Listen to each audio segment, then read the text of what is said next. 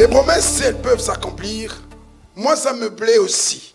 Mais je ne me préoccupe pas trop des promesses, parce que je sais qu'avant que les promesses s'accomplissent, la promesse suprême, c'est la vie éternelle. Moi, ce qui m'intéresse avant toute chose, je sais que pour avoir la vie éternelle, il y a une marche à suivre. Il y a un mode d'emploi à consulter et à respecter. Donc moi, je m'intéresse plus à savoir comment arriver réellement à cette vie éternelle. Mais il y a des gens qui aiment bien la vie éternelle, paradis. Oui, mais le paradis n'est pas là.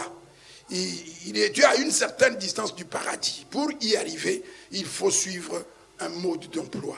Et le mode d'emploi que nous rejetons, que nous ne voulons pas suivre.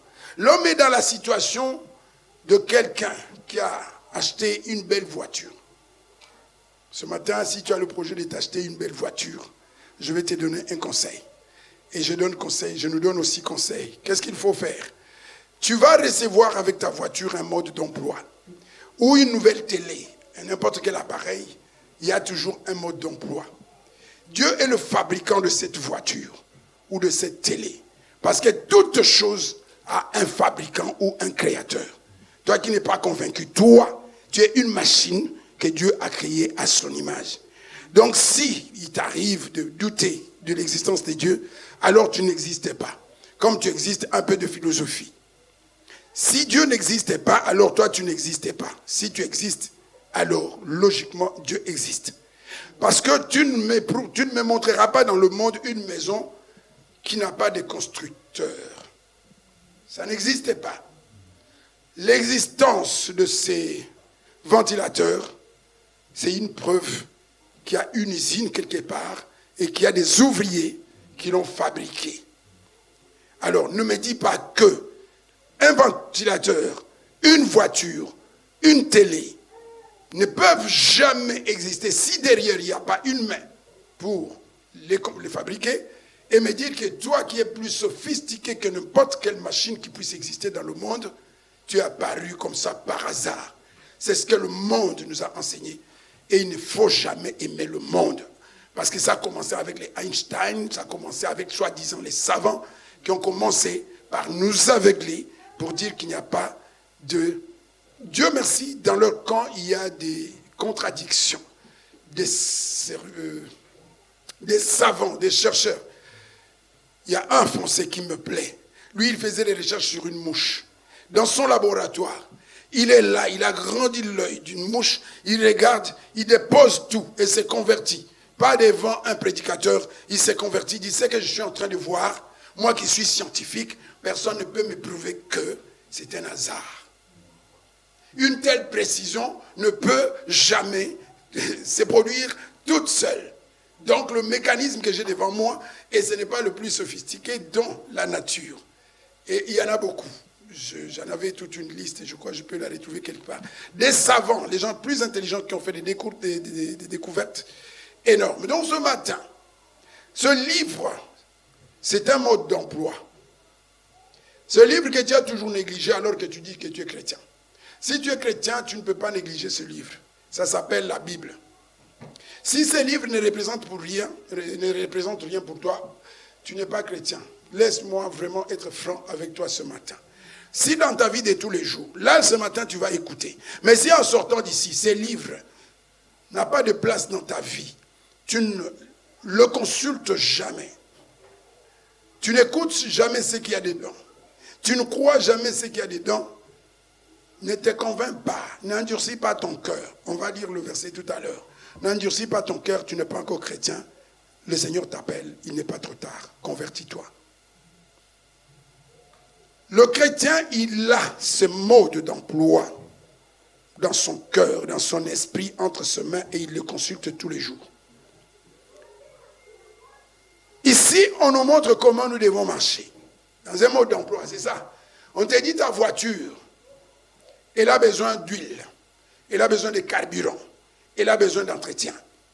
Il y a des choses, il ne faut pas mettre de l'eau dans ton moteur. Parce que les gens se posent toujours des questions, mais pourquoi? Tu ne bois pas de l'acide, c'est un mode d'emploi, ça va te faire du mal. Tu ne peux pas tout manger. Une nourriture qui est restée une semaine, pas bien conservée, tu ne peux pas la manger. Donc dans la vie normale, les gens trouvent embêtant les choses de la Bible justement parce qu'il n'y a pas l'esprit, parce qu'ils ne sont pas sauvés. Mais dans la vie de tous les jours, il y a tellement des interdits. Toi-même en tant que parent à la maison avec les enfants, c'est chaque fois. Ne monte pas ici, ne touche pas ça. Est-ce que tu peux laisser des lames de rasoir à la portée de ton enfant? Les parents. Un couteau bien pointu là, tu le laisses. Je ne vois pas un papa ici laisser une lame avec un couteau bien pointu entre ses mains et jouer avec. Et lui regarder comme ça, rigoler. Non. Dieu qui est plus bon que nous, il agit comme un père. Il y a des couteaux et nous n'avons pas. L'enfant peut prendre le couteau et jouer avec. Il n'a pas conscience que c'est un couteau, que c'est très dangereux. Mais Dieu a conscience de certaines choses que tu manipules, que tu joues. Il y en a qui se sont déjà blessés. Bah, les là, capable. Il y a des gens qui ont déjà joué avec le couteau, qui ont pleuré. Mais ils n'ont pas tiré des leçons. Oui, les gens qui souffrent énormément dans le monde parce qu'ils n'ont pas tenu compte du mode d'emploi. Et même malheureusement, ils rendent toujours Dieu coupable de leurs bêtises. Toutes les choses parfois qui te sont arrivées, et tu dis Dieu, Dieu, Dieu. Est-ce que tu as consulté pour voir que si j'avais écouté Dieu, cette souffrance-là, je n'allais pas la voir?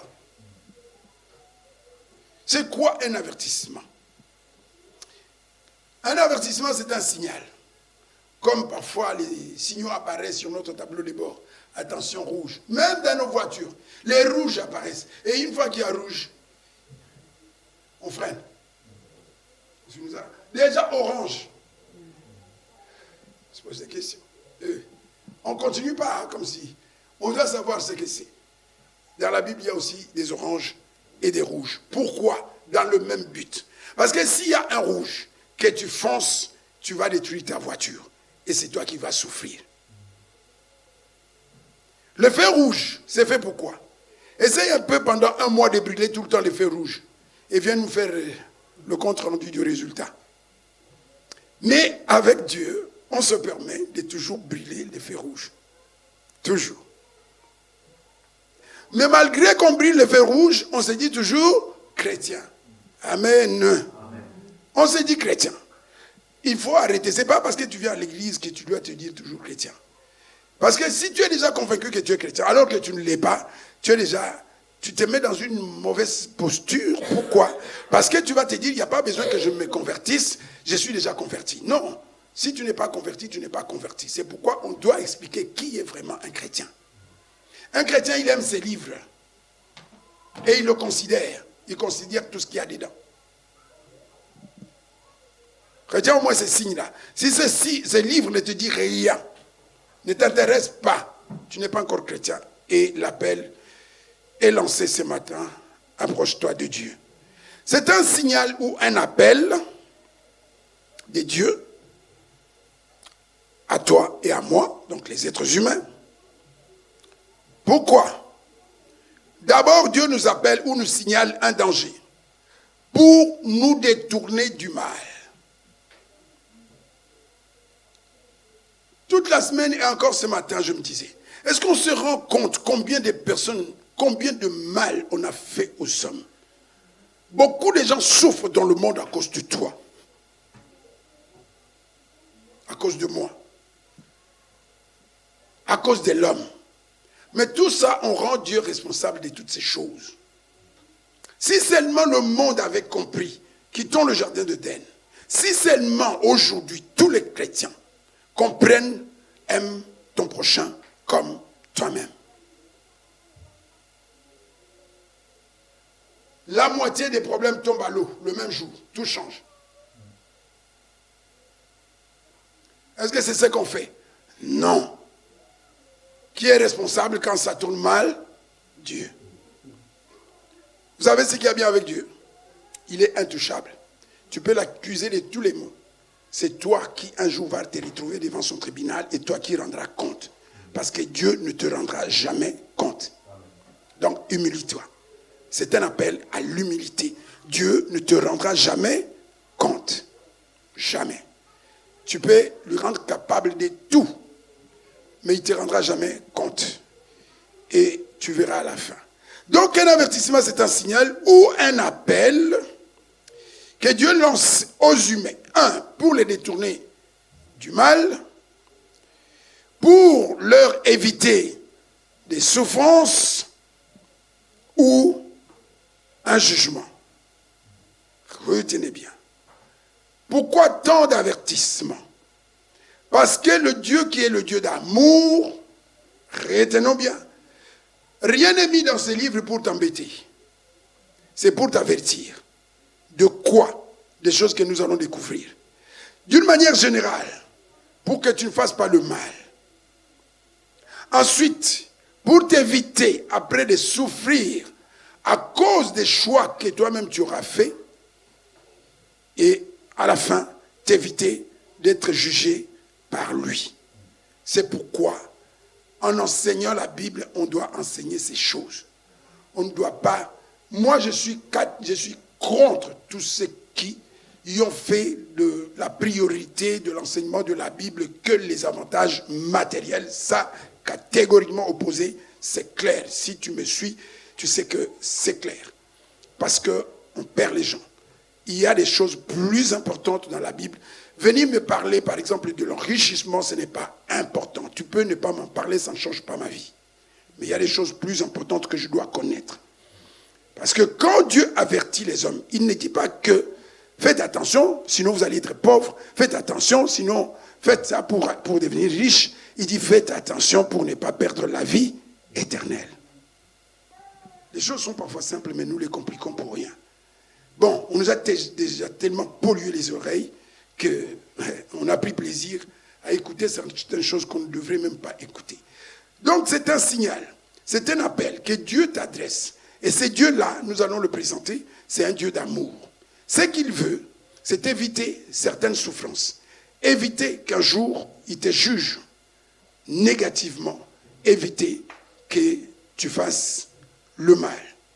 Et en même temps, il t'invite à changer de comportement. Dieu invite chacun de nous à changer de comportement. C'est ça l'essentiel. Dans l'Église, c'est ça. Avant même de louer ou d'adorer, tant que notre comportement ne change pas, on peut chanter comme on veut, ça ne sert à rien. Il y a des louanges, des adorations, des prières que Dieu n'écoute pas. Ça doit être connu aussi de tous les chrétiens. Tous les chrétiens du monde doivent être conscients qu'il y a des moments où Dieu peut ne pas m'écouter.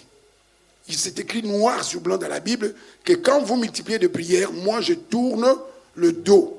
On doit avoir, il faut insister, moi je répéterai toujours ces choses. On doit être conscient de ça. Comme ça, je vais me poser la question, Seigneur, c'est à quel moment que tu ne m'écoutes pas? Comme ça, je vais éviter de me mettre dans une situation où tu ne m'écoutes pas. Parce que quand je lui parle, ce n'est pas pour qu'il me tourne le dos, c'est pour qu'il m'écoute. Et donc, s'il y a quelque chose qui l'énerve et qui fait que quand moi je commence à lui parler, il me tourne le dos, on doit me le dire. C'est des choses qu'on ne peut pas cacher et c'est des choses qu'on ne peut pas de temps en temps parler. C'est des choses qu'on doit répéter tout le temps parce qu'elles sont importantes. Parce qu'elles sont nécessaires pour notre bonne relation avec Dieu. Le premier point, si on a compris, c'est un appel, un signal adressé aux hommes par Dieu, qui est un Dieu d'amour, pas pour les embêter, mais pour les détourner du mal, pour les inviter à changer de comportement, pour les éviter d'être jugés négativement et éviter, entre autres, certaines souffrances. Oui, beaucoup ont désobéi et ils ont souffert. Il y en a même qui souffrent maintenant là. Il y a des gens qui ont abandonné les églises justement à cause, parce qu'eux, ils n'ont pas écouté Dieu et ça a mal tourné. Finalement, c'est les églises. Oui, ces choses, malheureusement, existent. Amen. Mais de quel Dieu nous parlons? Un premier verset. Jean chapitre 3, verset 16. Avant de parler proprement des avertissements, de quelques avertissements, parce qu'il y en a tellement beaucoup. Sans oublier que le chrétien aime la Bible. Un chrétien, c'est celui qui aime la Bible. Si tu viens avec quelqu'un pendant une semaine, il ne te parle pas de Dieu, il ne parle pas de Jésus, il ne parle pas de la Bible, ce n'est pas un chrétien, fais attention avec lui. Il vient avec la distraction. Et ici, nous savons, c'est comme ça. Voilà. Tout le temps. Jamais Jésus dans ta bouche. Jamais la Bible dans ta bouche. Tu viens qu'avec des choses à gauche, à droite. Tu es un païen. Donc, même ma façon de t'écouter va changer. Je ne vais pas t'écouter tout le temps. Des fois, tu vas parler, tu crois que je t'écoute. Tu parles dans les airs, moi je suis à côté. Dieu a tant aimé le monde et il a donné son Fils unique afin que quiconque croit en lui ne périsse pas, mais ait la vie éternelle. Nous parlons de ces dieux-là. Ça, il ne faut pas que ce soit un slogan. Le Dieu qui t'avertit. Il t'avertit pourquoi? Parce que d'abord, il t'a tellement aimé au point qu'il a donné. C'est que toi, tu ne donneras jamais. On peut te donner l'éternité, tu ne donneras jamais ton enfant. On peut te laisser l'éternité, tu ne donneras jamais ton enfant. Donc, arrête de pécher, à juger ou à condamner Dieu.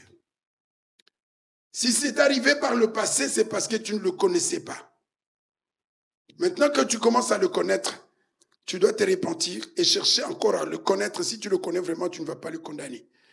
J'ai peut-être eu aussi à mériter, à peut-être condamner Dieu. Mais maintenant, j'ai compris. Parfois, même les choses que les gens ne comprennent pas. Oui, mais pourquoi Dieu a fait ça? Jérémie avait reçu la réponse. Dieu ne lui a pas expliqué les choses. Il lui dit, va voir un peu quelqu'un qui fabrique des statues là. Et tu vas remarquer quelque chose qu'il va faire. Après, moi, je vais te parler. Si vous connaissez l'histoire, gloire à Dieu. Dieu a tant aimé. Il t'a aimé. Il m'a aimé. Si tu es ici, c'est parce que Dieu veut que tu changes quelque chose dans ta vie. Nous étions tous condamnés. Condamnés. Donc, tous, on devrait déjà aller dans un trou de feu. Les gens qui condamnent Dieu. Mais Dieu a fait en sorte que tous n'aillent pas dans ces trous de feu. Il a ouvert une porte en donnant son propre fils. Pour que toi, il te demande, voilà, tous les hommes sont embarqués sur une voie qui conduit à la perdition. Je viens vous proposer une deuxième voie. Alors ceux qui vont se détourner de cette voie-là, finalement, ils n'iront pas dans ce trou de feu, ils vont avoir la vie éternelle. Maintenant, tu veux que Dieu fasse quoi? Dieu veut que tu sortes de là. Et l'objectif final de Dieu, c'est quoi? Tout ce que tu as souffert dans le monde, tout le mal qui a été causé, toutes les souffrances, les maladies, les pertes, Dieu veut te faire oublier ça pour l'éternité. C'est ça qu'on doit comprendre. Dieu va te faire oublier les êtres chers que tu as perdus éternellement. Tu ne t'en souviendras même pas. Toutes les maladies, les choses que tu n'as pas pu avoir. Parfois, en Afrique, les gens qui se plaignent, mais les autres sont riches, les autres sont des enfants d'Elon Musk, et les autres, ce sont des enfants des pauvres. Ils n'ont vécu que de la pêche ou de la chasse ou des petites choses. Dieu a un objectif, c'est de rétablir l'égalité totale, où tu ne vas envier personne. Même pas l'enfant de Salomon ou l'enfant du roi ou de je ne sais pas. Dieu veut effacer ces tristes tableaux. Mais les hommes sont accrochés là. Tu es content aujourd'hui, demain tu vas pleurer, ma soeur, mon frère. Et le jour où tu vas pleurer, c'est le jour là où tu deviens sage, tu commences à écouter la parole de Dieu. Écoute la parole maintenant avant qu'il ne soit trop tard. Écoute Dieu maintenant. Parce que le jour où tu vas te réveiller et commencer à parler, tu vas encore t'enfoncer. Parce que dans la souffrance, les hommes commencent à condamner Dieu. Je vous ai dit tout à l'heure, il ne te rendra jamais compte. Donc, le Dieu d'amour, c'est celui qui te parle maintenant. Et c'est celui qui a rempli la Bible des avertissements. Dans quel but? De prévenir les dangers. Vous connaissez tout ce qui s'est passé dans le jardin d'Éden. La personne qui fabrique la voiture et te donne la voiture et te dit que dans le moteur, c'est pas de l'eau commun, mais c'est de l'huile commun. Toi, tu vas avec la voiture, tu mets de l'eau dans le moteur et les conséquences, c'est qui est responsable? Mais c'est pas une bonne voiture. C'est ça que l'homme fait. C'est là qu'on dit, l'intelligence de l'homme n'est que folie. On t'a dit dans le moteur, on ne met pas de l'eau. Nous le faisons tous les jours. Nous mettons de l'eau là où il ne faut pas mettre de l'eau. Nous mettons de l'huile là où il ne faut pas mettre de l'huile. C'est ce que nous faisons tous les jours. Ça s'appelle le péché.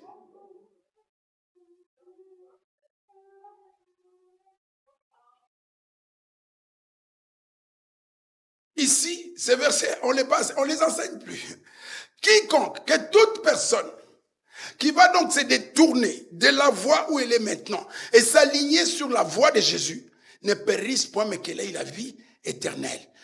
La Bible existe pour ça. Les églises existent. Moi, mon évangile, ça existe pour cette petite phrase. La vie éternelle avec Jésus. Je sais pas, les églises que tu as fréquentées, ils ont leur mission, c'est leur problème. Moi, si je tiens le micro, si je me bats tous les jours, c'est pour parler de la vie éternelle. Amen. Ma mission, c'est celle-là. Donc, tu me comprends ou tu ne me comprends pas. Si tu cherches d'autres choses, il y en a partout. Tu cherches à devenir grand, va chercher ailleurs. Moi, c'est la vie éternelle. C'est pas, je n'invente pas. Donc, Dieu a donné son Fils pour que les gens aient la vie éternelle. Pas pour qu'ils deviennent riches. Même moi, si je voulais entrer dans les magouilles, je serais riche. Sans Jésus. Et même maintenant, c'est pas trop tard. On connaissait les gens ici à Liège. Ils ont beaucoup d'argent, beaucoup de maisons. Ils étaient avec nous. Nous nous connaissons. On vivait avec eux. Ils ont les vies un peu. Et aujourd'hui, ils ont tout ce qu'ils veulent. Donc, on pouvait le faire aussi. Alors. Mais la vie éternelle, tu ne l'auras jamais sans Jésus. Jamais sans Jésus. Qu'on arrête de t'embrouiller. N'écoute, il y a des évangiles qu'il ne faut plus écouter. Les gens mettent les problèmes en avant. Même si tu as des problèmes. D'ailleurs, nous avons tous des problèmes. Si quelqu'un n'a pas de problème ce matin, qu'il s'élève. Qu'il lève juste le doigt. Si tu n'as pas de problème. N'importe quel pasteur, nous avons tous des problèmes. Tous. Les hommes ont des problèmes. Dieu sait que nous avons des problèmes. Et Dieu sait comment il peut répondre aux questions, aux difficultés de chacun. Comment il peut intervenir dans le cas de chacun. Mais son objectif numéro 1, c'est de nous sortir de tous ces problèmes-là d'une manière définitive. Parce que maintenant, il peut te guérir. Demain, tu vas tomber encore malade et puis demain, tu vas mourir. C'est du provisoire. Et Dieu n'est pas dans le provisoire. Dieu, il est dans l'éternité. Le Dieu qui avertit dans la Bible, c'est le Dieu des Actes 7, 17, 31. 30.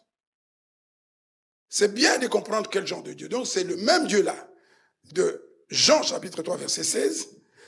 C'est le Dieu-là de Actes 17, 31. Comprends bien avant de comprendre pourquoi il t'avertit. Moïse, voyant cela, fut étonné de cette apparition. 17. Ce matin, Moïse, je ne vais pas en parler. Acte 17, 30. Dieu, Voilà. sans tenir compte Dieu. Ce matin, Dieu. Des temps d'ignorance, annonce maintenant à tous les hommes, en tout lieu, qu'ils aient à se repentir. Tout le monde a commis des fautes. Tout le monde s'est trompé. À un moment donné, nous avons tous fait des bêtises. Déjà, les petits-enfants font des bêtises. Les parents, vous savez, les enfants font des bêtises. Ils cassent des choses, ils font n'importe quoi. Ils renversent tout. Parfois, ils t'énervent, ton propre fils. Ils font des bêtises. Et Dieu, comme Père aussi, il sait que nous avons fait des bêtises. Et il s'élève à un moment donné, il dit à chacun de nous que, sans tenir compte de tout ce que nous avons fait, parce qu'il considère que nous n'avions pas la connaissance, Dieu considère que nous n'avions pas la connaissance. Je répète et je vais lentement parce que je veux qu'on comprenne. À l'église, il faut qu'on comprenne. De la même manière que tu ne tues pas ton enfant, que tu ne lui casses pas le bras, que tu ne l'amènes pas en prison, même s'il a fait quelques bêtises, tu lui pardonnes et puis tu conseilles. Dieu a aussi ces comportements-là vis-à-vis de toi et vis-à-vis de moi. Il n'a pas tenu compte des temps de l'ignorance. Donc, tout ce que tu as fait maintenant, ce matin, ma soeur, je t'annonce que, mon frère, Dieu te le pardonne. Dieu a sa gomme à la main. Il veut tout effacer. Est-ce que c'est pas un bon Dieu? Ne vois pas seulement pourquoi. Dieu veut effacer toutes les bêtises que tu as fait jusqu'à présent. Il veut les effacer. Tout. Parfois même ton mari ne te pardonne pas tout. Ta femme va te... Tu sais quand Il va te rappeler. Mais Dieu ne te rappellera jamais. Quand on vous dit Dieu t'aime plus que tous les membres de ta famille, il faut croire ces choses. Moi, c'est une conviction. Les hommes, je sais, il y a les hommes qui m'aiment. Mais Dieu m'aime plus que tout le monde.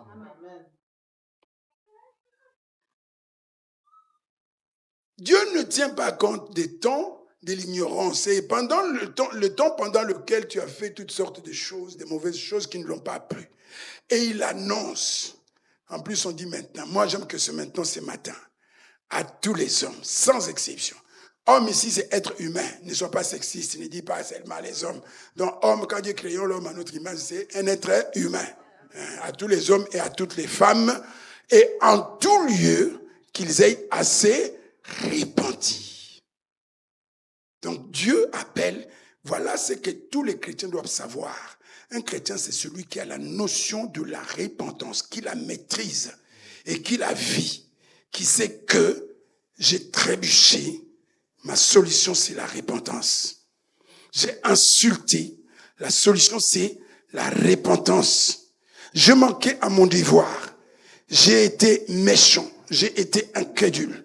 Et il y a une solution, ça s'appelle la repentance, c'est-à-dire faire marche arrière, un demi-tour. La repentance, c'est un demi-tour. Comprends bien. La repentance, c'est pas je parle comme ça. Ok, c'est pas ça. Bon, ok, je prends à droite. Non. La repentance, on s'arrête. On se retourne. On fait exactement le contraire. C'est-à-dire que si tu es dans le péché, tu abandonnes ce péché. Tu ne peux pas dire, pleurer, Seigneur, pardonne-moi. Et tu es toujours dans le même péché. Tu ne t'es pas repenti et ton péché n'est pas pardonné. Pour dire que, attention, danger. C'est déjà un avertissement pour te dire, il n'est pas trop tard, fais mieux. Qu'ils aient à se repentir. Mais le verset suivant, il m'intéresse aussi. Il n'était pas prévu, mais je vois qu'on veut que j'en parle. Parce qu'il a fixé un jour où il jugera le monde selon la justice, par l'homme qu'il a désigné, ce dont il a donné à tous une preuve certaine en le ressuscitant des morts. Oh, de quel homme il s'agit ici? Jésus. Qu'on n'avait pas te parler. C'est pas un pasteur. Les gens qui donnent plus d'importance au pasteur qu'à Jésus. Ne donne jamais plus d'importance à un pasteur qu'à Jésus. Dans ton cœur, aie une place pour Jésus, pas pour les pasteurs. C'est un péché grave qui va avoir des conséquences graves. Dieu qui appelle à la repentance et il donne un avertissement. Pourquoi les avertissements? Il t'avertit, attention ma fille, mon fils, un jour, je vais juger. Et mon jugement sera sans miséricorde. Le Dieu qui est miséricordieux aujourd'hui sera un jour sans miséricorde. C'est pourquoi il y a un temps pour tout le temps. Il y a un temps pour s'amuser, il y a un temps pour rigoler, mais il y a un temps pour être sérieux. Il y a un temps pour écouter. Un temps pour écouter. Parce qu'un jour viendra. Ces jours existent. Fais un petit tour de ta vie. Autour de toi, tu n'as rien vu jusqu'à aujourd'hui qui puisse vraiment t'enseigner. Tu n'as rien vu. La nature autour de toi, tu n'as pas vu des événements autour de toi qui peuvent t'apprendre quelque chose, qui peuvent te dire, réveille-toi, ce que Dieu dit est vrai. Il avertit quoi? Il appelle à la repentance. Ça, il te tend la main. En même temps, il te donne un avertissement. Il dit, moi, ma main, elle est tendue. Tu la tiens ou tu ne la tiens pas. Mais je t'avertis qu'un jour, tu comparaîtras devant mon tribunal. Pourquoi tant d'avertissements? Pour prévenir de danger. Parce que le jour où tu seras devant son tribunal, il y aura deux possibilités. La condamnation ou l'acquittement. Et comme il ne veut pas condamner, il te dit, attention, j'ai désigné un homme et j'ai donné la preuve au monde entier en le ressuscitant de mort. Et donc, cet homme jugera. Et devant le tribunal, il n'y aura plus de repentance. Il n'y aura plus rien. Devant le tribunal, il sera trop tard. Et vous savez, ça peut arriver aujourd'hui. Parfois, je dis des choses, je sais, qui font peur. Pas même seulement peur, mais que les gens n'acceptent pas, mais qu'ils devraient accepter.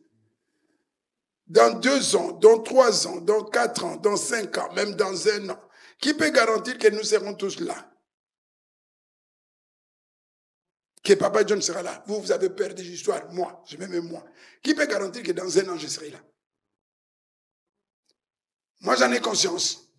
Et c'est pourquoi chaque jour, je cherche Dieu. Parce que je ne sais pas. Un des avertissements, c'est vous ne connaissez ni l'heure ni le jour. Pourquoi? Donc, sois prêt.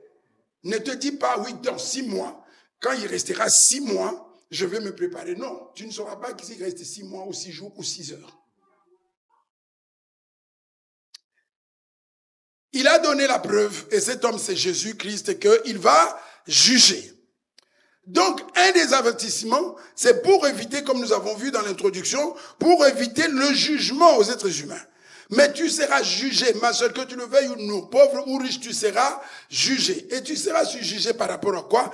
À l'acceptation ou la non-acceptation de Jésus.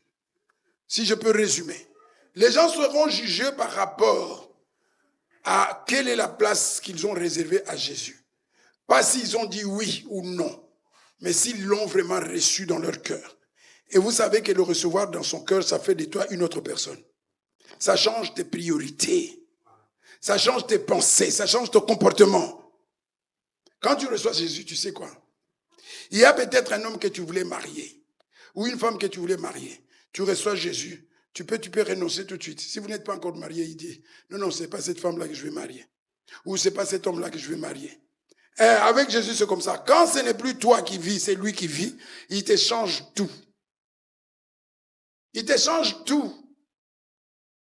Un homme a vécu ça.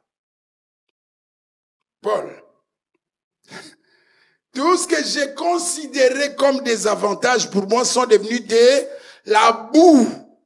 Oh, Jésus, toi, c'est comme ça que tu fais les choses. Quand il entre dans ta vie, il change ton regard, tes pensées, tes sentiments. Pendant que les gens se battent pour devenir riches, toi, tu te bats pour être saint devant lui. Quand Jésus entre dans ta vie, tu changes de combat.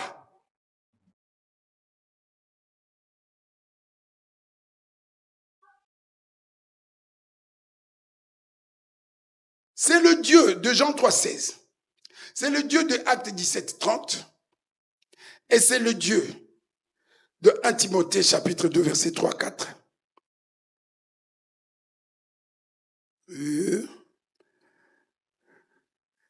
Le Dieu de 1 Timothée chapitre 3 verset 4. Qui est ce Dieu-là? Il faut qu'il dirige bien. Oh, sœur, réveille-toi. 1 Timothée. Chapitre 2, versets 3 et 4. Cela est bon et agréable devant Dieu, le Dieu que moi je cherche, notre Sauveur. Qu'est-ce qui est bon et agréable devant Dieu notre Sauveur? J'exhorte donc, avant toute chose, à faire des prières, des supplications, des requêtes, des actions de grâce pour tous les hommes. Attends, on va s'arrêter là, s'il te plaît. Pour qui? Tous les hommes. Voilà pourquoi ces derniers temps ne t'étonne pas quand je parle de prière. C'est pas de plus. C'est quelque chose que je sais. Je sais que c'est comme ça. Mais le Seigneur m'a poussé encore un peu plus en avant pour dire, il faut que les gens prient. C'est-à-dire que jusqu'à présent, nous n'avons pas prié assez pour tous les hommes. Bon, dis-moi, tous les hommes. Donc, le sujet de prière ne manque pas. Tu dois prier pour tous les hommes. Tu dois prier pour la personne qui t'a insulté. Tu dois prier pour ton enfant. Tu dois prier pour ton père. Tu dois prier pour ta mère. Tu dois prier pour ton pasteur. Tu dois prier pour tes frères, pour tes sœurs. Tu dois prier pour la personne qui n'aime pas Dieu. Et surtout pour ces personnes-là qui n'aiment pas Dieu. Tu dois prier surtout pour des personnes qui n'aiment pas l'église. Amen. Tu dois prier pour les hommes qui n'aiment pas l'église. Pourquoi? C'est un signe qu'ils n'ont pas l'amour de Dieu. Peu importe l'évangile qui est enseigné maintenant. David disait quoi? Qui peut m'aider? Je suis dans la joie quand on me dit quoi? D'aller travailler dans la maison de Dieu. Pourquoi?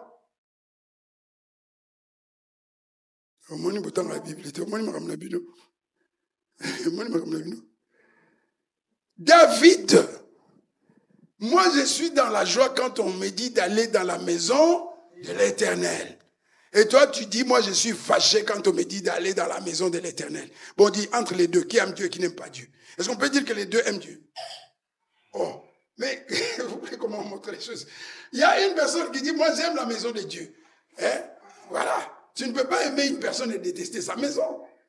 Ah, quelle contradiction. Tu ne peux pas aimer une personne et détester sa maison. C'est pas possible. Quand tu aimes une personne et qu'elle te lance une invitation, tu dis, waouh. Tu es content? Et alors? J'ai déjà donné des signes. Un chrétien, il aime ses livres.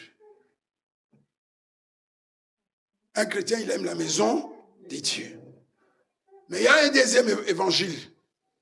Et on leur a donné aussi un slogan. Ce n'est pas parce que je ne vais pas à l'église que je ne prie pas. Si, tu ne pries pas. D'abord, tu es désobéissant. Parce que la Bible dit, n'abandonne pas la maison, n'abandonne pas. Et alors, tu veux prouver quoi? Diable à Kosio, réponds-toi. C'est l'autre évangile qui était question. Réponds-toi, diable à Kosio. Tu ne peux pas aimer Dieu et ne pas aimer sa maison. Parce que chez toi, tu ne parles pas de Dieu du matin au soir. À l'église, on ne parle que de Dieu. Alors, si tu veux entendre parler de Dieu, ben va à l'église. Chez toi, peut-être, il y a parfois Kofi, il y a...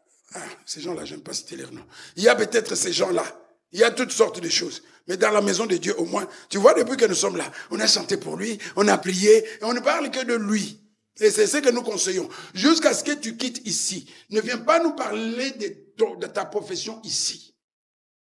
Ne viens pas. Le temps ici jusqu'à notre départ est réservé à Dieu. Ne viens pas nous parler d'autre chose. Ne nous parle de rien ici. Laisse-nous savourer la présence de Dieu jusqu'à notre départ à la maison. Parce qu'il y a un temps pour tout. À faire des prières. Avant toute chose, à faire des prières. À faire des supplications. À faire des requêtes et des actions de grâce pour tous les hommes. Ensuite, ça veut dire prier sans cesse. Pour les rois et pour tous ceux qui sont élevés en dignité. Vous voyez autant de sujets de prière. Oui. Afin que nous menions une vie paisible et tranquille, en toute piété et honnêteté. Ok, ensuite. Cela est bon et agréable devant Dieu notre Sauveur. C'est là, qu'est-ce qui est agréable devant Dieu notre Sauveur? Qu'est-ce qui est agréable à lui? À faire toutes sortes de prières. Compris, sans cesse, pour tout le monde, même pour nos ennemis.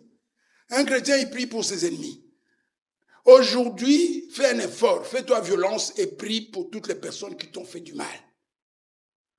Prie aujourd'hui, ne fais pas semblant. Dis, Seigneur, c'est vrai, je n'arrivais pas, mais là, je veux le faire. Et tu sais que je suis sincère, pardonne à la personne là. Ne tiens plus compte de ce qu'elle m'a fait. Fais-le, tu seras délivré. Tu seras délivré de ça, c'est ça. Donc dis, Seigneur, moi, je suis incapable. Mais là, grâce à ta force qui agit en moi, j'ai décidé d'obéir et je prie pour Angélus. Tout ce qu'il m'a fait, pardonne, efface. Ne lui tiens compte de rien. Et surtout, bénis toutes ses activités. Sois sincère, ça sera ta délivrance. Sinon, tu restes lié, c'est ton problème. Devant Dieu, notre Sauveur, et le plus intéressant, c'est ce qui arrive. Qui veut que tous les hommes soient sauvés et parviennent à la connaissance de la vérité. Dieu veut quoi? Tous les hommes soient sauvés. Et qu'ils parviennent à la connaissance? Bon, toi, tu veux parvenir à la connaissance de la vérité comment?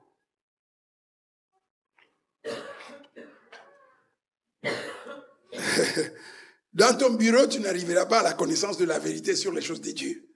Voilà pourquoi il y a un temps pour tout. Il y a un temps pour travailler, il y a un temps pour dormir, c'est pas dans ton sommeil que ça va arriver. Donc, forcément, il y a un temps pour étudier la Bible. Eh oui, que le Seigneur nous aide. On démontre ces choses pour que ça soit facile pour tout le monde.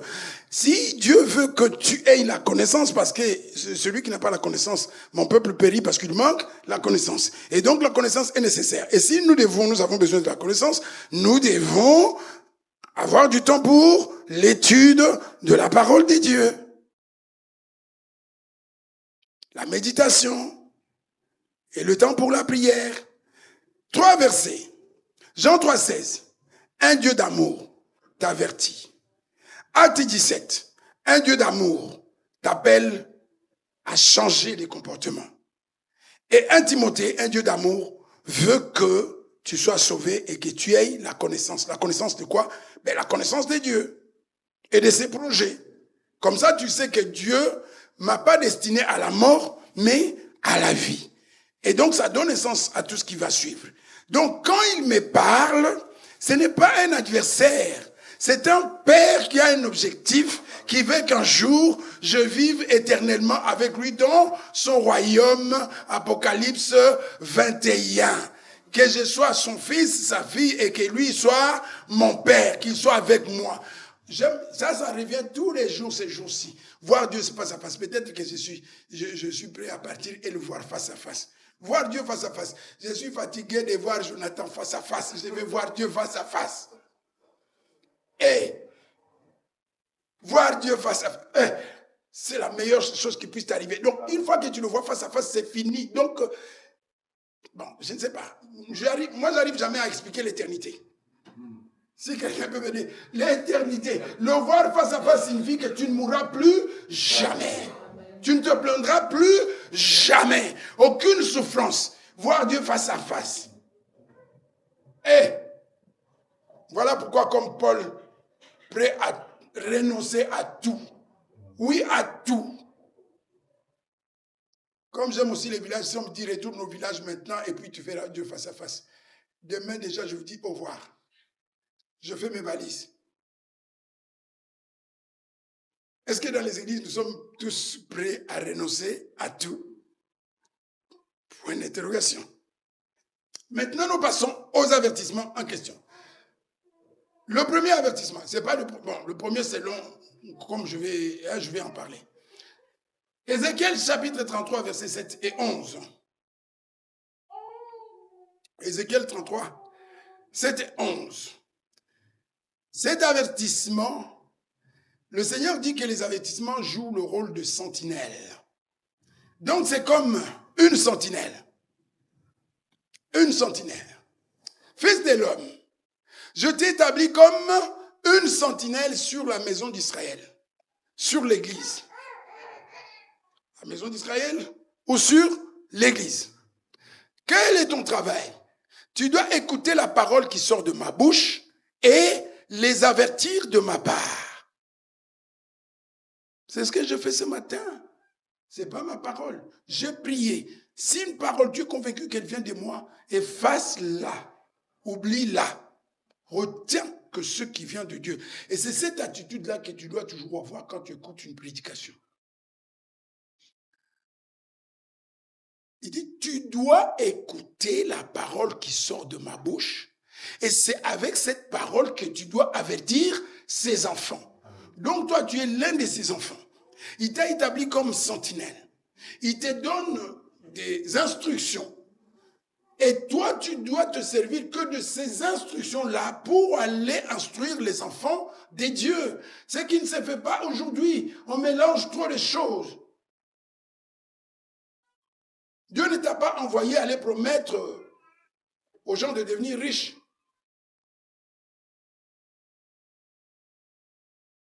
Sentinelle qui doit avertir. Le verset 11.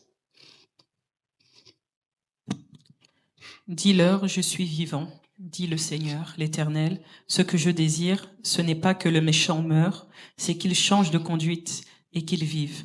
Revenez, revenez de votre mauvaise voie. Et pourquoi mourriez-vous, maison d'Israël? Amen. Tout ça était déjà résumé un peu dans l'introduction. Dis-leur, donc des porte-paroles, on ne doit jamais inventer des choses. Nous ne devons jamais promettre ce que la Bible ne promet pas. Ça doit être un souci pour toute personne qui sert Dieu. Dis le Seigneur, l'Éternel, ce que Dieu désire, je dis que c'était un Dieu d'amour. Ce qu'il désire, c'est quoi? Ce n'est pas que toi qui es ici ce matin, tu meurs. Voilà son amour. Dieu ne veut pas que tu meurs. Dieu ne te fait pas de mal. Il a parlé d'avertissement. Il avertit pourquoi? Pour éviter que tu meurs. Voilà pourquoi il y a des avertissements dans la Bible. Voilà pourquoi les avertissements doivent être enseignés plus. Moi, je dis plus que les promesses. Après les avertissements, n'enseigne pas les promesses sans les conditions liées aux promesses. C'est là qu'on trompe beaucoup de gens. Dieu dit que quand le juste crie, l'Éternel entend. Toi, tu enlèves le juste et tu dis quand l'Éternel entend les prières. Menteur. N'enlève pas le juste parce que tout est dans le juste. Seigneur entend celui qui est juste. Ne coupe pas. Ne dis pas que tout le monde. C'est pourquoi tu ne dois pas demander à tout le monde de prier pour toi. D'abord, il faut le demander aux gens que tu connais. Tu as confiance en ces gens-là. Toi, sinon, tu ne connais pas la personne. Un violeur, tu vas demander à un violeur de prier pour toi. Je ne sais pas comment il faut expliquer les gens. Par rapport à ce qu'on disait justement, imposition de main. La personne qui a violé hier, aujourd'hui, elle vient. Au nom de Jésus, reçoit. Adéoni.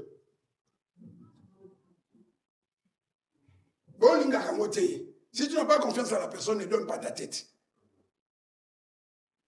Parce que s'il sert le diable, s'il a signé un contrat avec le diable, il va te transmettre ce qu'il a reçu du diable.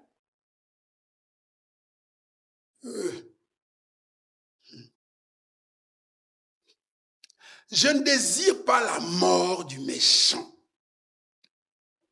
Si ce n'est pas la mort que je désire qu'il vive. Dieu veut que chacun de nous ici vive. Imaginez un seul instant, pendant qu'on est en train de voir face à face, on est en train de voir la face de Dieu, que je regarde à gauche, hé, Angélus, tu es aussi là. Oh, je regarde à gauche, hé, Magdato, hé, quelle joie. Imagine, autour de toi, des personnes que tu connais. Non. Imagine les yeux, je ne sais pas comment on va s'exprimer, mais imagine quelle joie. C'est vrai, on sera déjà dans la joie, mais de tourner la tête et de voir juste à côté de toi,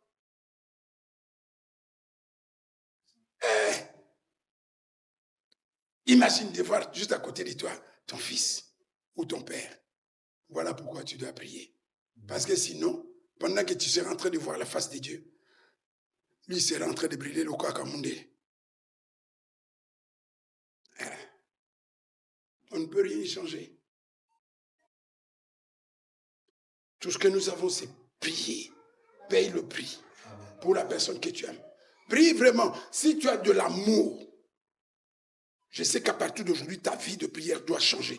Rien que par amour pour des personnes, je ne sais pas combien il y en a dans ta vie. Si tu aimes ces gens, dis-toi, moi qui n'avais pas l'habitude de prier, désormais, je deviens une femme de prière à cause de l'amour que j'ai pour ces personnes. Ah, si tu ne trouvais pas de motivation, voilà la bonne motivation. Tu aimes les gens? Tu aimes ton mari, ta femme, tes enfants, ton père, ta mère, tes amis? Eh bien, deviens une femme de prière. Sinon, aux okosa. L'amour, ce n'est pas des paroles. Tu n'as pas assez d'argent pour distribuer à tout le monde. Mais la prière, tu en as assez pour tout le monde. Donc prie, ma soeur, prie, vraiment. Prie. Et tu verras qu'en priant pour les autres, tu vas être étonné parce que toi-même, tu vas sentir la différence dans ta propre vie. Je ne désire pas qu'il meure. Je désire qu'il change de conduite et qu'il vive. Et revenez dans la Bible, la répétition là. C'est pour dire que c'est quelque chose qu'il ne faut pas laisser passer. Donc Dieu appelle avec insistance. Il t'appelle avec insistance. C'est la même pensée aujourd'hui. Tout ce que, le Dieu qui appelle à la repentance, c'est ce qu'il fait ici. Il appelle à la repentance. Il dit revenez de votre mauvaise voie. Pourquoi? Pourquoi mourir? Pourquoi mourir? On te pose la question. Pourquoi? Tu es en danger là, maintenant là, tu es en danger et Dieu te le dit, tu es en danger. Si la mort arrive maintenant, tu vas regretter d'être né. Repentons-nous maintenant. Repentons-nous. Et se repentir, c'est quoi? C'est se tourner vers Jésus. Il est en train de te parler ce matin. Ouvre ton cœur. Qu'à partir d'aujourd'hui, Jésus devienne une priorité pour toi. Que tu ne peux pas t'en passer, que chaque jour le nom de Jésus sorte de ta bouche. Pas seulement de ta bouche, mais qu'il soit dans ton cœur et que tu en parles partout. Que tu commences à témoigner, oui, je vois que celui-là, il vient de bouleverser ma vie. On le dit avec force parce que justement, il a mis cet amour-là dans nos cœurs. Parfois, c'est très difficile, mais bon, je ne sais pas. Mais le Dieu qui nous a fait la grâce, nous n'étions pas meilleurs. S'il nous a fait la grâce, je prie qu'il te fasse aussi grâce.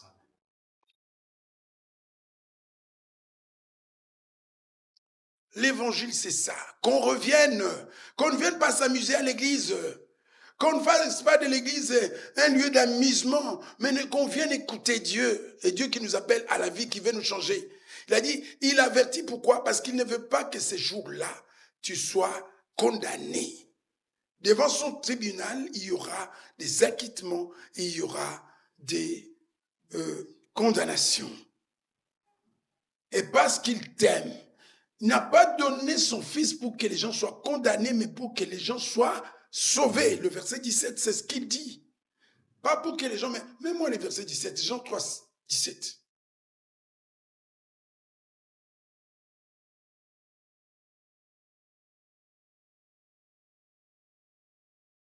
Dieu, en effet, n'a pas envoyé son Fils dans le monde pour qu'il juge le monde, mais pour que le monde soit sauvé par lui. Regarde la bonté. Il t'a prévenu qu'un jour viendra où il va juger. Mais maintenant, depuis le temps passé jusqu'à présent, il ne juge pas encore. Donc Dieu ne te juge pas. Qu'on ne te dise pas maintenant, si tu as volé, répands-toi. Il est là pour toi. Jésus est encore là. La croix fonctionne encore. Si tu as volé, si tu as insulté, si tu as menti, tout ce que tu as fait, là, ce matin, la porte est grandement ouverte. On peut tous entrer là. Vous savez quoi? Le matin, on était encore aussi en train de discuter, les gens. Il y a eu un drame en Suisse, les gens étaient dans la boîte. Casino de je ne sais pas quoi, là où il y a eu plus de, je ne sais pas, une centaine de morts. Et on se demandait, imagine que toi qui t'es dit, le dimanche, tu t'es dit chrétien et le samedi soir, tu es dans les casinos, là, et ça pète. Les gens se moquent de Dieu. Dieu n'a pas envoyé son Fils dans le monde pour qu'il juge le monde, mais pour que le monde soit sauvé par lui. Donc, tous les avertissements, tout ce que Dieu te dit, parce que Dieu veut changer ton avenir, et pour des bons, pour toujours, il veut changer ton avenir. Dieu veut changer ton avenir. Et vous savez quoi? Quand il change ton avenir, bien que le salut soit individuel, Dieu, il se souvient quand même de ce que ses serviteurs font. Derrière toi, beaucoup de gens peuvent bénéficier de la grâce.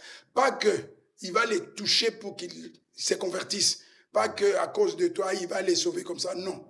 Il les touche.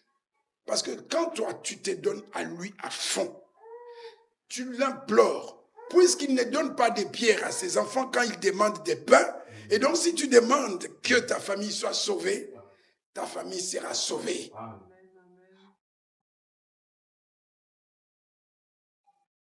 Ah, c'est lui qui a dit, hein, Dieu ne donne pas des pierres quand tu demandes des poissons. Ah. Mais d'abord, il faut être son enfant, lui obéir. Et tu vas dire, Seigneur, moi, les richesses, je m'en fous. Tous les restes là, je m'en fous. Je veux que ma famille soit sauvée. Qui ne donnera pas tout ce qu'il a pour que sa famille soit sauvée? Qui? Ici. Qui va résister? On te dit tout le reste de ta famille aujourd'hui. Vide seulement ton compte et ta famille sera sauvée. Nani on peut s'aider. Tu crois tout le monde, il y a des gens qui aiment tellement l'argent, les cupides, ils ne vont pas donner. Il y a des gens qui aiment l'argent, ils ne vont pas donner. C'est leur histoire. Qui te dit tout le monde? Il y a des gens qui aiment l'argent. Il y a des gens qui aiment l'argent plus que les hommes.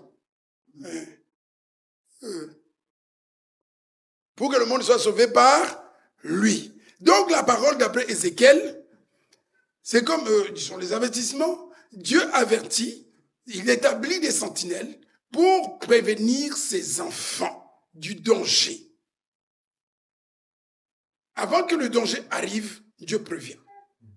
Deuxième point. Dieu avertit contre le danger de la dérive. Hébreux 2, 1 à 4. La dérive, c'est quoi? On t'envoie à la place Saint-Lambert.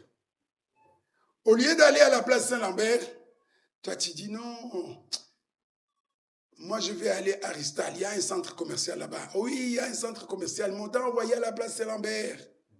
La dérive, c'est quitter le droit chemin et prendre son propre chemin. Donc, c'est l'action de s'écarter d'une trajectoire, d'une direction ou d'une norme sous l'effet des facteurs extérieurs. Toi, on t'envoie dans une direction, tu viens. À l'arrêt de bus, tu rencontres un ami, mais au lieu d'aller, ne sois pas influençable comme ça. On doit avoir du caractère dans la vie. On doit avoir du caractère dans la vie. Ne sois pas comme ça. Toi, tu vas à la place Saint-Lambert, tu croises quelqu'un avec qui tu n'avais même pas rendez-vous, il t'échange de direction et vous allez à Aristal. Tu vas faire quoi à Aristal? C'était prévu dans ton programme. C'est ça la dérive. C'est pourquoi nous devons d'autant plus nous attacher aux choses que nous avons entendues. Pas au cinéma, mais à l'église. De peur que nous soyons emportés loin d'elle. Nous devons plus être attachés à la parole de Dieu. Parce que si nous ne sommes pas attachés à la parole, qu'est-ce qui va arriver? Nous allons nous emporter loin de la parole. Et quand tu vas loin de la parole, tu vas loin de Dieu. C'est ça la dérive. Un chrétien, il est attaché à la parole. Aime ton prochain comme toi-même. Aime Dieu plus que... Ah oui, ok.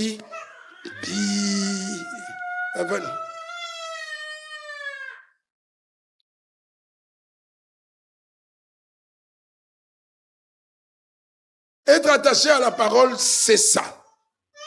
C'est considérer ce que Dieu te demande de faire et le faire. C'est ça. Soyons... Oui, le verset suivant. Car si la parole annoncée par des anges a eu son effet, et si toute transgression et toute désobéissance a reçu une juste rétribution, comment échapperions-nous en négligeant un si grand salut, qui, annoncé d'abord par le Seigneur, nous a été confirmé par ceux qui l'ont entendu? Confirmé par ceux qui l'ont entendu. Qu'est-ce qu'ils ont entendu? Les apôtres, les serviteurs de Dieu, toi aussi, même toi, les personnes que tu vas avertir en utilisant la parole de Dieu et qui ne vont pas t'écouter, ça sera noté. Tu les avais avertis. Tu ne viens que confirmer ce qui avait été dit depuis longtemps. On dit, ah oui, il a dit, si les gens viennent prêcher leur vie, c'est un problème. Mais si les gens viennent parler de la part de Dieu, Jésus un jour envoie les gens. Faisons très attention. Jésus envoie les gens, il dit, celui qui vous reçoit, me reçoit. Si ce matin, je parle de ma vie, bouge tes oreilles, mais si je la parle de la part de Dieu, attention. Et Dieu sait si je parle de sa part ou je suis venu parler de moi. Faites attention. Certains problèmes, c'est comme ça que ça arrive. Voilà. Si toute personne, et c'est démontré dans la Bible, Jésus dit que quand tu as pris soin de cette personne malheureuse, c'est de moi que tu as pris soin. Alors que nous devions mourir à la croix, c'est Jésus qui a pris notre place.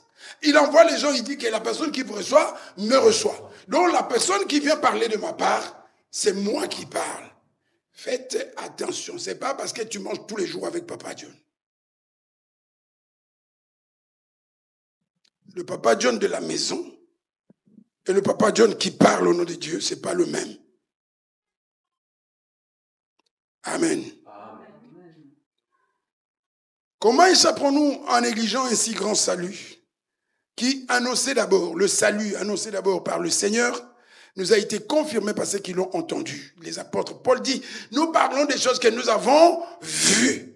Jean dit, nous avons entendu et nous avons confirmé. Et nous aussi, la Bible nous a confirmé ces choses. Ce matin, je dis à nous tous que Dieu ne veut pas que tu meurs.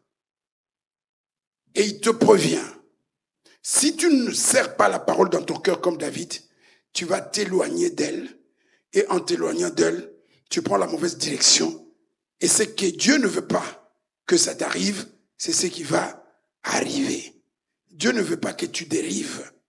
Il veut que tu suives la voie qu'il a tracée. Souvenez-vous du mode d'emploi.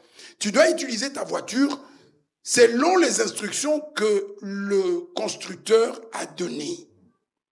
Il faut mettre l'eau là où il faut mettre l'eau. Il faut mettre l'essence là où il faut mettre l'essence. Il faut mettre des pneus de bonne dimension. Il faut entretenir les phares, les freins.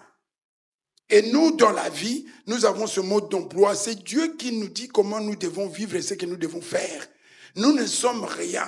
Et un chrétien, il est humble au point de dire, Seigneur, je ne suis rien et je ne mérite rien. Tout ce que je suis, c'est toi. Parce que tu m'as créé. Celui qui n'existe pas aujourd'hui, il ne peut pas se prévaloir de quelque chose. Tu existes parce qu'il t'a créé. Tu t'es rebellé contre lui. Tu crois être quelque chose contre lui, mais un jour, tu rendras compte devant lui.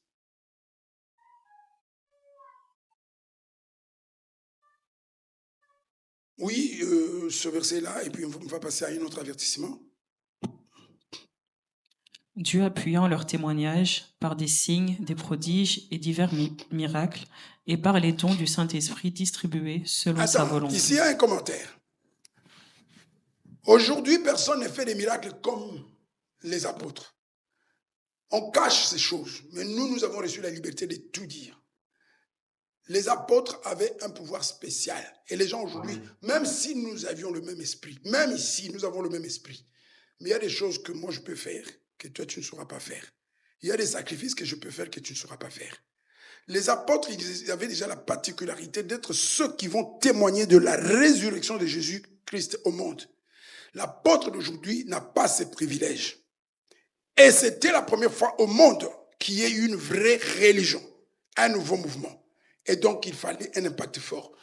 Aucun malade, avant le monsieur là, ils n'avaient pas, c'était avant la Pentecôte, l'enfant qu'ils n'ont pas pu délivrer là.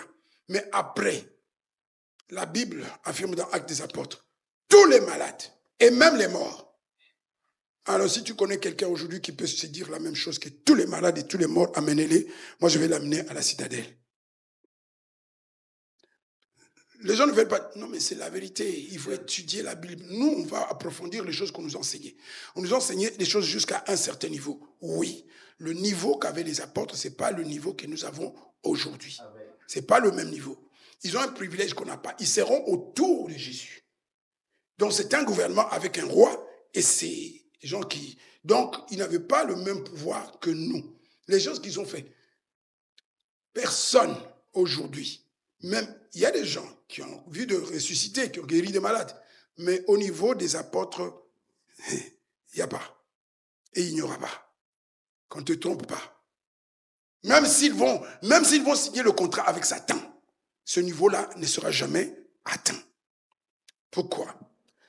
On dit, c'était, d'ailleurs Paul le dit, c'était le signe de son apostolat.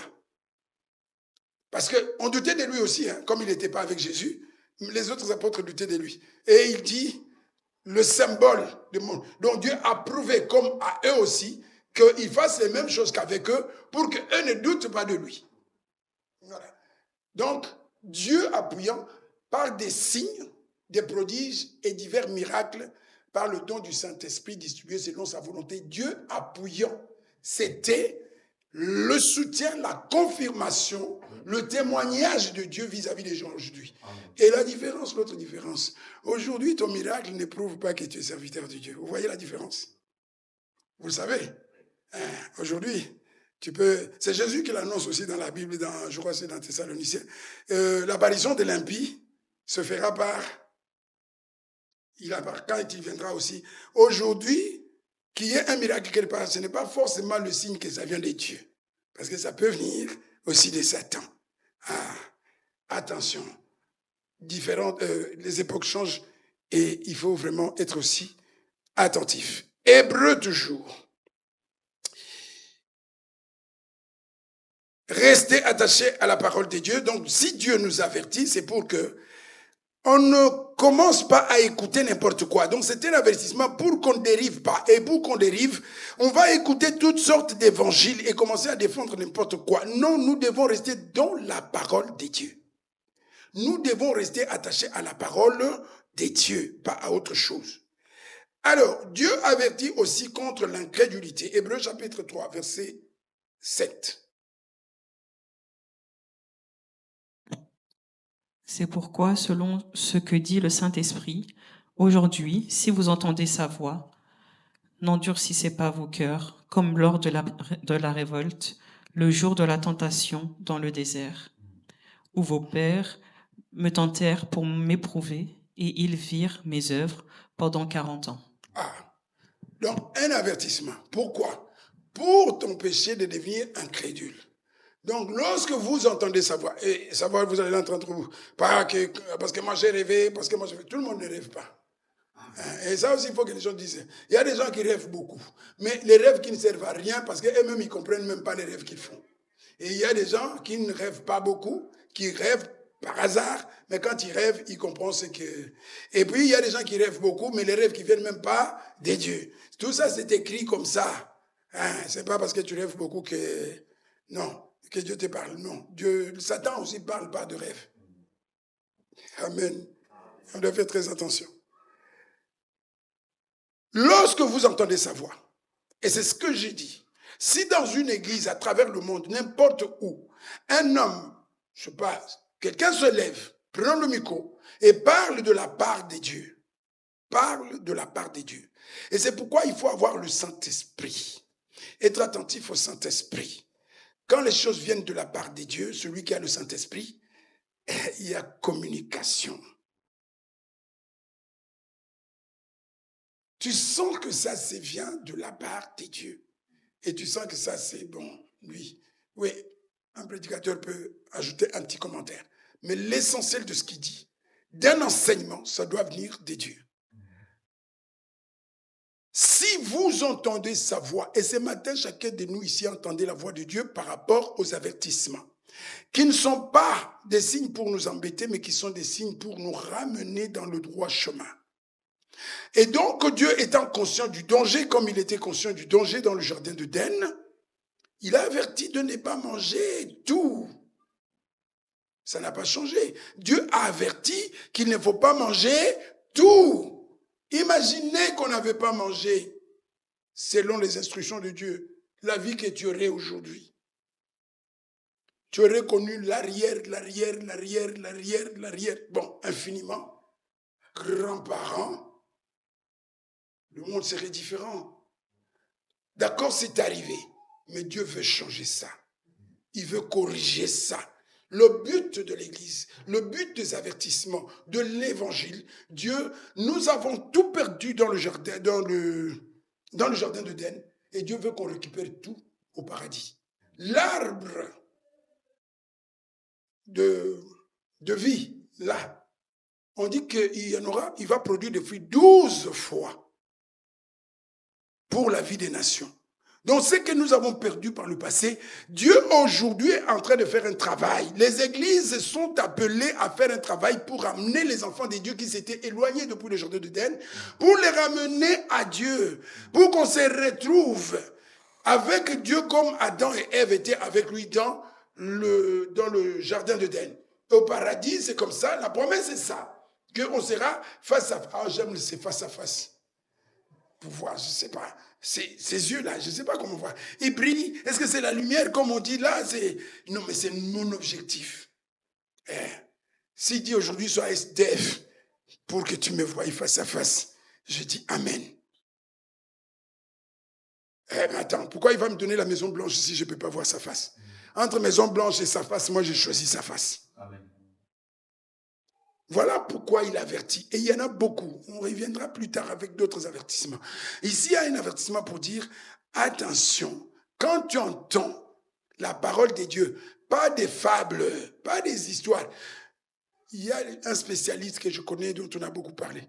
Lui, il vient pour dire, il faut pas, toi qui n'es pas encore marié, il fait que ça. Il est devenu spécialiste de ça. Et les gens parlent de lui. Je ne l'ai jamais entendu ouvrir la Bible et prendre un verset. Mais il est connu au Congo comme pas possible. Je n'ai jamais entendu ce monsieur ouvrir la Bible et parler d'un verset. Tu veux te marier?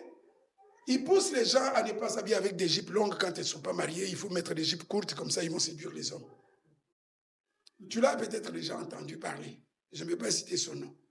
Il travaillait, il est de l'ACK. Imagine, moi personnellement, la parole de Dieu, je n'ai jamais entendu. Si tu vois ces extraits sur TikTok, ce qu'on appelle des fables, je dis, ok, tu parles aux jeunes filles, pour que même aux femmes âgées, les jeunes, tu veux garder ton mari, mais fais comme ça les jeunes filles ne vont pas. Attends, toi tu vas amener les gens au ciel avec ça? Et il est spécialiste. Tu peux voir 10 de ses publications, 9 ne parlent que de ça. La Bible, je ne sais pas s'il connaît ou il ne connaît pas. Et les gens aiment ça. Mais ici, on dit, lorsque tu entends la voix de Dieu, réponds-toi. Quand tu entends la voix de Dieu, réponds-toi tout simplement. Un dernier verset. C'était fini, mais je prends celui-là, je ne peux pas le laisser passer comme ça. Hébreux 10. Je ne sais pas, si ce n'est pas 10, c'est 6. Mais prends d'abord Hébreux 10, à partir du verset 26. Et on va s'arrêter là. Car si nous péchons volontairement... Ok, c'est celui-là. On doit se terminer. J'ai sauté beaucoup d'exemples. Car si nous péchons volontairement, après avoir reçu la connaissance... S'il te plaît, doucement. Il faut que chacun comprenne. Lis aussi. Lis aussi. Parce que je ne veux pas que ce soit moi. Lis aussi. Comme ça, tu vas sortir moins. Lorsque vous entendez sa voix, n'endurcissez pas vos cœurs. Donc là, chacun entend la voix, pas des papas John, mais des Dieu. Oui? Car si nous péchons volontairement... Ok. Ça veut dire quoi si nous péchons volontairement? Si tu as le commentaire, dis-le. Ne crains pas, on n'est pas à l'université ici, il n'y a pas de concours. Pécher volontairement, ça veut dire quoi? Osa makamnanko. Ce que osa makamnanko. Nanko. Parce que tu ne vas pas dire, non, on ne m'a jamais parlé de ça, on ne m'a jamais averti, je ne savais pas. Donc, osa nanko. En lingala, ça sonne bien. En lingala, c'est comme l'anglais. Oui, on continue. Après avoir reçu la connaissance de la vérité. Eh bien, qui n'a pas reçu la connaissance de la vérité? Au moins, ce matin, tu as entendu quelque chose. Donc, une fois que tu es informé, une fois que tu es averti, mais que ça m'a comme non, qui peut le dire en anglais? Aidez-moi, s'il vous plaît. Si vous pouviez me dire en anglais, ça allait faire encore bien. Ou en portugais. Ah bon, les portugais ne sont plus là. En portugais, j'aime ça. Répète encore, recommence s'il te plaît. Si nous péchons volontairement, après avoir reçu la connaissance de la vérité, il ne reste plus de sacrifice pour les péchés. Il ne reste plus quoi? De sacrifice. Qu'est-ce que ça veut dire ça? Il n'y a plus aucun sacrifice. Qu'est-ce que cela veut dire? Ne va plus chercher le sang ne coulera plus. Le sacrifice, c'était quoi? La croix, c'était le sang de Jésus, non? Les gens se couvrent les gens de Jésus. Les gens de Jésus, couvre-moi, purifie-moi. Non, il n'y a plus de sacrifice. Non, s'il n'y a plus de sacrifice, il n'y a plus de sang. Parce que Jésus ne va pas retourner à la croix à cause de toi que tu fais les choses, non, quoi.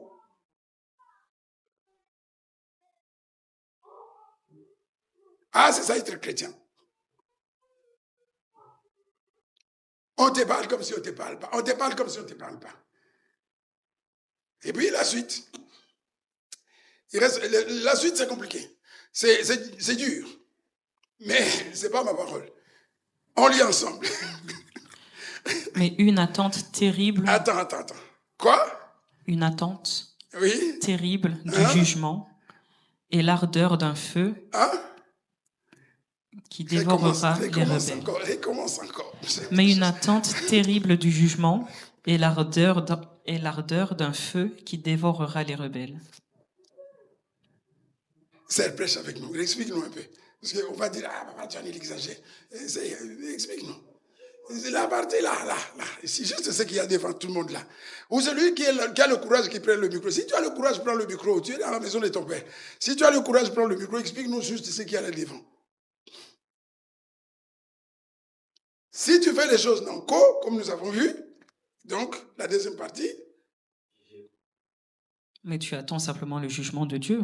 Le sacrifice n'est plus là pour nous, parce qu'on fait les choses exprès. Le sacrifice a eu lieu une seule fois. Effectivement, tu as été lavé. Tu as été purifié. Tu es sauvé. Tu as vu, tu as été délivré. Tu n'es plus esclave. Parce qu'un chrétien n'est pas esclave du péché. Et donc, il ne peut pas dire, je ne savais pas. Non, tu as le pouvoir de dire non à Satan. Tu ne peux pas aller voler maintenant. Tu ne peux pas, à cause de 1000 euros, aller te prostituer parce qu'on t'a proposé 1000 euros. Parce que tu n'es plus esclave du péché. Tu es capable de dire non à Satan. Tu es capable de dire non à l'argent. Tu ne peux plus faire n'importe quoi pour l'argent parce que c'est pas on te demande quelque chose d'impossible, mais Jésus t'a d'abord délivré, sauvé. Il t'a donné son esprit pour te rendre capable de faire face à l'ennemi. Si tu ne le fais pas, de deux choses l'une. Ou tu n'as pas le Saint-Esprit, ou tu fais les choses en cours. Hein? Mais il reste quoi? Une attente. Donc pendant que tu es en train de vivre, tu es en train d'attendre quelque chose. La réalité, c'est ça, les amis. Comme nous sommes là chaque jour, chaque heure, chaque année, nous avançons tout doucement vers le tribunal de Dieu. C'est ça la réalité. Pendant que tu fermes les yeux, tu fais comme si rien. Non. Il y a une barre. La barre, hein, dans un tribunal, il y a la barre. Il y a un juge quelque part qui attend tout le monde et on va défiler devant lui. Aujourd'hui, c'est passé. Demain, c'est passé. Les années passent. Mais un jour, tu seras devant un tribunal. Et ce qui va arriver, c'est quoi? L'ardeur d'un feu. Un feu qui va faire quoi? Dévorera les rebelles. Qui est le rebelle? Les pécheurs. Celui qui aura endurci son cœur quand on l'a averti. Celui qui n'aime pas les avertissements. Donc celui qui n'aura pas tenu compte des avertissements, il sera qualifié de rebelle. Et ce qui va arriver, c'est quoi? Un feu.